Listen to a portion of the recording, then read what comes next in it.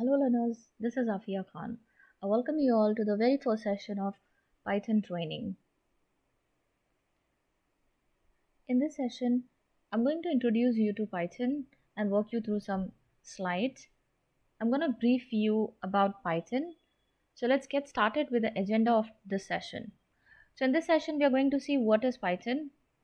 We'll see what is the history behind Python. We'll put some light on the history of Python. What is the scope of Python? Why prefer Python over other languages despite other languages still available in the market? So like we have so many other languages. We have Java, we have C, C++, .NET, but why still Python is more preferable? What are the features and applications of Python? What we can do after learning Python? Why is it so popular and why are people using Python a lot these days? Who are the top companies using Python, and we'll see how to run some sample code and the modes of execution of Python, and we'll try to run a code on IDE as well.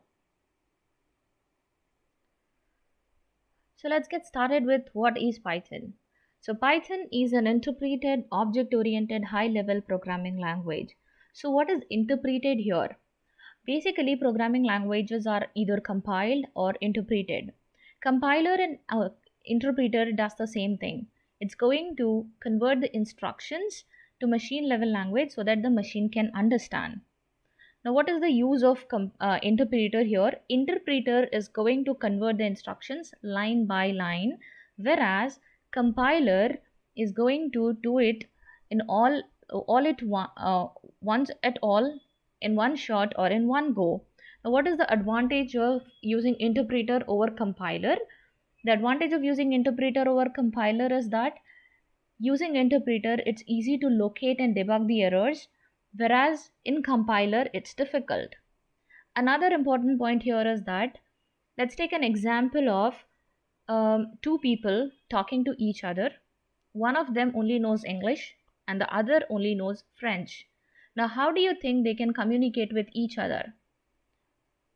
Obviously they will need some translator. So the same thing is happening here. Interpreter is acting as a translator between us and computer. Whatever instructions we write using the programming language is given to the computer.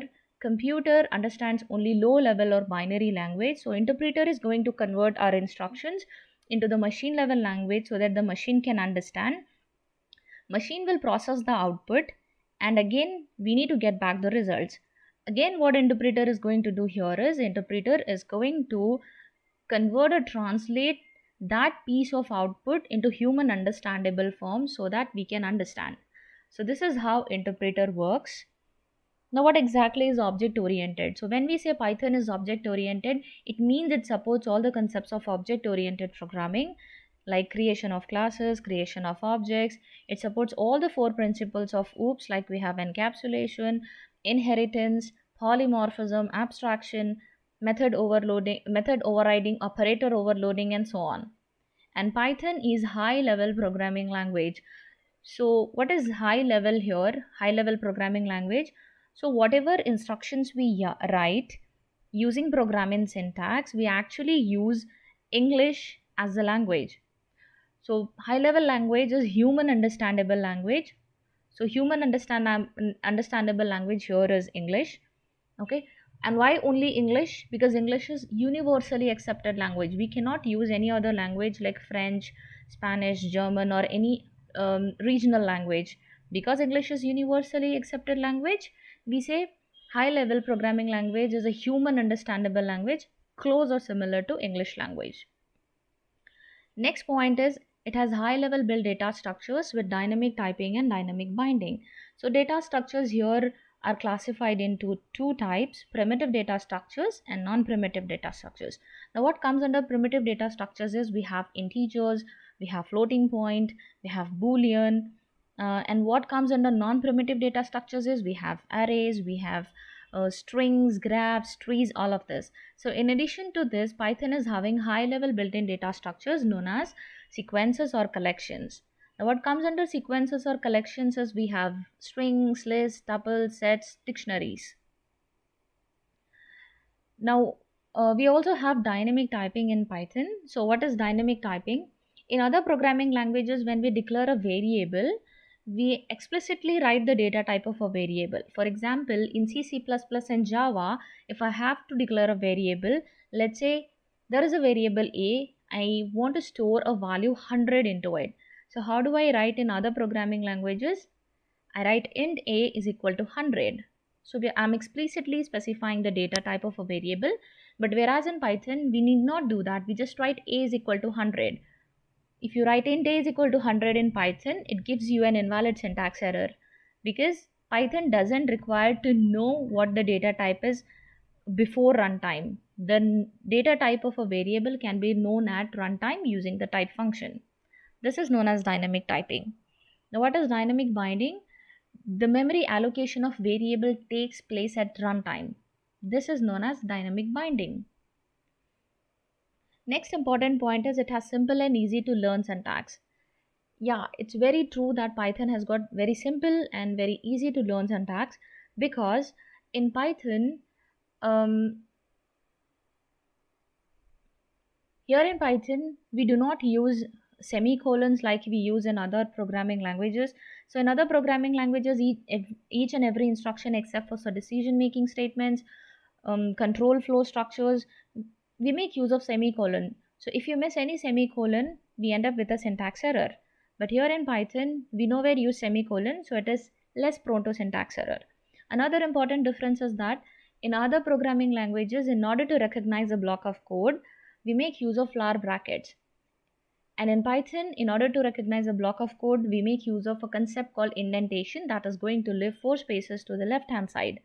So here, closing and opening of brackets is not required because it doesn't support brackets for recognition of blocks. So here we are getting rid of semicolons and here we are getting rid of flower brackets. So that's why the syntax of Python is very, very easy. Next point is it supports modules and packages. Now, what are modules?